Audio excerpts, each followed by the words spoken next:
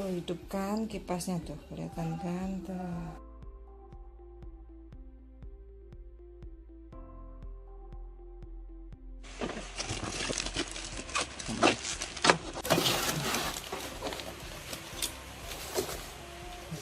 Kipasnya Gede banget kipasnya.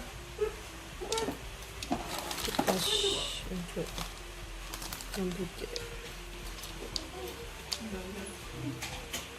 Oh, colokin ke USB. Nah ini kayaknya. USB. Oh, yang di USB ya. Udah ini di Lampu. tuh.